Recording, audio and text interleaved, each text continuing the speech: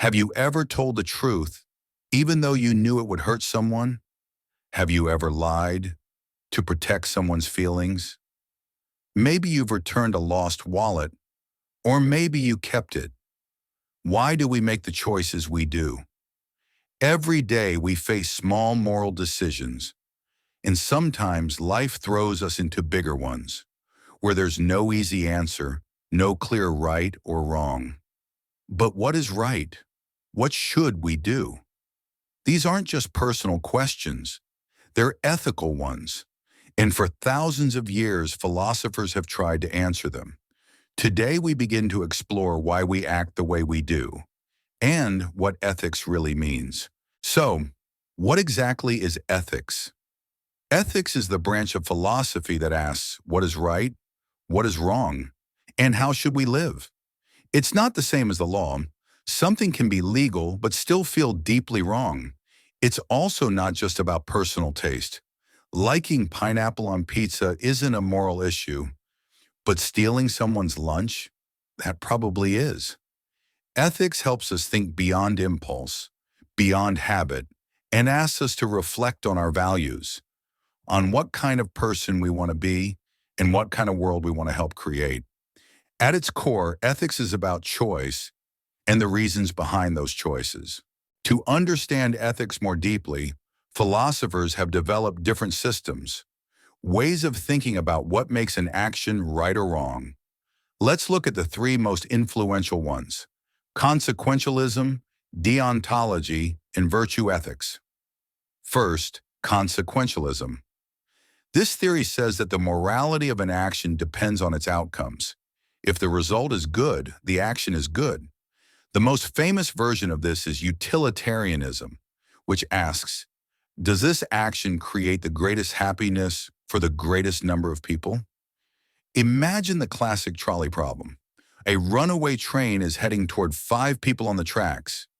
You can pull a lever and divert it, but it will kill one person on the other track instead. The utilitarian answer: pull the lever. Better to lose one life than 5. It sounds logical, but it raises uncomfortable questions. Can we justify harming one person to save others? What about lying to keep someone calm? Or sacrificing a few for the benefit of many? Consequentialism focuses on results, but sometimes the means still matter. Second, deontology. This approach says that some actions are simply right or wrong, regardless of the outcome. One of the key figures here is Immanuel Kant. He believed we should act according to principles, rules we would want everyone to follow no matter the situation. For example, always tell the truth. Treat people as ends in themselves, never just as a means. Back to the trolley problem. A deontologist might say, it's wrong to actively cause someone's death, even to save others. So don't pull the lever. Deontology values duty, responsibility, and respect. But it can feel rigid. What if telling the truth puts someone in danger? What if no rule fits the situation perfectly? Third, virtue ethics. This idea goes all the way back to Aristotle. Instead of asking, what should I do? Virtue ethics asks, what kind of person should I be? It's about developing good character. Qualities like courage, honesty, generosity, and wisdom. A virtuous person doesn't follow a rule book. They act well because they are well. In the trolley problem, a virtue ethicist might ask, what would a wise, compassionate person do in this situation? Virtue ethics is flexible, human-centered, and focused on growth. But it can also be vague. Who decides what counts as a virtue? And what if virtues conflict? Each of these theories gives us a different lens through which to understand moral choices. And in real life, we often mix them. We care about outcomes, principles, and character all at once. So far, we've seen how philosophers try to explain what's right. But what about us? Why do we act the way we do? In real life, our decisions aren't made in a vacuum. They're shaped by a mix of emotion, culture, habit, and sometimes Plain old impulse. Think about this. You see someone drop their wallet. You feel a twinge of empathy. You help.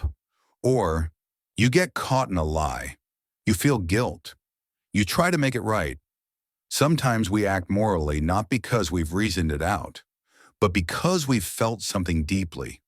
We're also shaped by the world around us. What we were taught, who we admire, what our culture rewards. In some places, speaking up is seen as courageous. In others, it's seen as rude. Ethics isn't always universal, even though we wish it were. And then there's reason, our ability to reflect, to weigh options, to step back and ask, is this the right thing to do? That's where philosophy comes in. It gives us tools to understand our instincts, to question our habits, and to act with intention, instead of just reaction. Most of us live in the gray areas. We borrow a little from each theory. We follow rules until they feel wrong. We aim for good outcomes unless they feel unjust. We want to be good people, even if we sometimes fall short. Ethics doesn't give us easy answers, but it does help us ask better questions. Ethics isn't just for philosophers in dusty libraries. It shows up in your inbox, on your screen, in your relationships, every single day. You get too much change at a store. Do you say something? A friend asks for honest feedback. Do you tell them what they want to hear or what they need to hear? You're thinking about donating to charity. Which cause should you choose? The one close to your heart or the one that helps the most people? Ethical thinking helps us navigate these moments, not perfectly, but more consciously. It teaches us to pause, to reflect, and to act not just on instinct, but on intention. That's how ethics becomes not just a theory, but a practice. So, why do we act the way we do? Because we care about outcomes, because we believe in principles, because we want to be good people, and sometimes because we're just human. Ethics doesn't give us all the answers, but it helps us ask better questions about who we are and who we want to become. If this made you think, even just a little, hit like, share it with a friend, and subscribe for more thought-provoking ideas. And let me ask you, would you pull the lever in the trolley problem? Tell me in the comments below. Thanks for watching, and keep thinking.